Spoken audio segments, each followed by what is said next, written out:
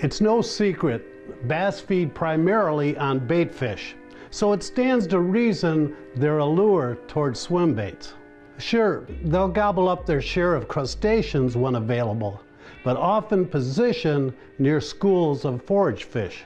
Fact is, in most natural lakes, bluegill are the abundant food source, especially for largemouths, and the bass will consistently strike a lively imitation.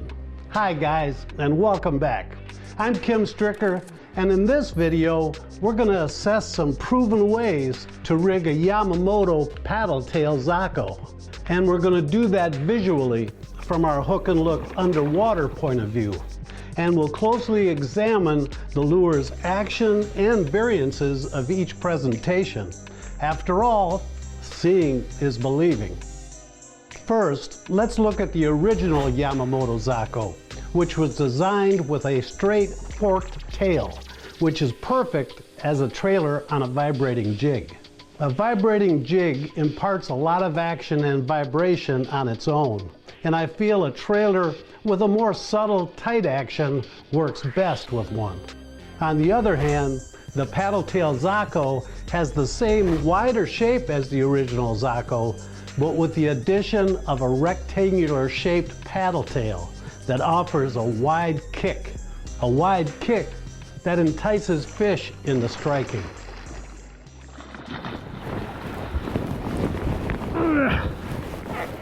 Yes, sir.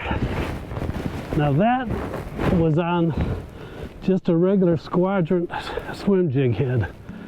I prefer to use an exposed swim bait jig hook when I'm not worried about getting hung up, especially when I'm fishing flats for smallmouths. A 1/4 ounce Strike King Squadron jig head is pretty much flawless when fishing open water scenarios.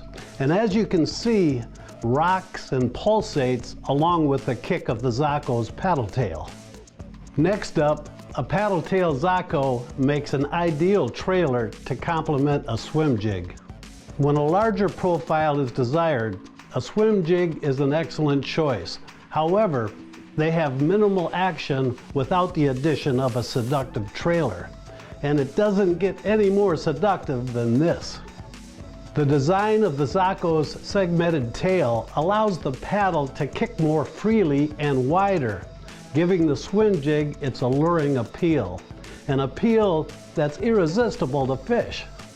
A significant benefit to this rig is that the weed guard on the swim jig allows you to penetrate thick cover and rip the lure through weed beds where the bait fish are hiding.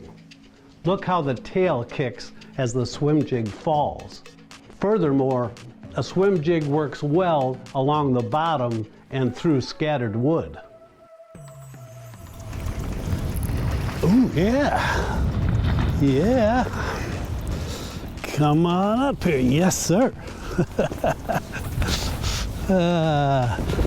On the underspin, another way to rig that paddle tail Zako. In addition to the Zako's action, spin heads such as this provide flash to a swim bait, and because they can easily snag up, are presented over cover. A spin head paddle tail Zako combo shines best in clear open water when bass are suspended over deep cover. In northern waters, the added flash of a spin head will encourage strikes from toothy critters as well. For a slower finesse type approach in shallow water, a paddle tail Zako rigged with an 1/8 ounce belly weighted hook is the bomb. Oh, yeah. There is a dandy. There's a dandy. Oh, got him good. Belly weighted hook,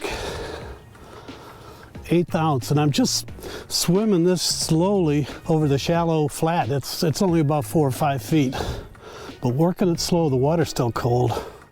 That's what's especially nice about a paddle tail Zako, is that the rectangular paddle will kick even on a slow retrieve. Look how the belly weighted hook rocks side to side. I'll power pole down on a shallow flat and take my time, slowly yo-yoing the Zako, allowing it to horizontally drop and tick the weeds with finesse. And I'm telling you, it's productive. And not just for bass. It will draw all kinds of big fish that forage on bait fish. Before I close, I want to mention that I typically use 20-pound test Seaguar Tatsu fluorocarbon when fishing a swim bait. That is, unless I'm targeting big fish in heavy vegetation. Then I'll tie on 65-pound test Seaguar Smackdown braided line to empower me with the strength to horse those giants out of cover. If you'd like to try some of these products yourself, I'd appreciate it if you would order them by using the links listed below my video description. Thanks for watching.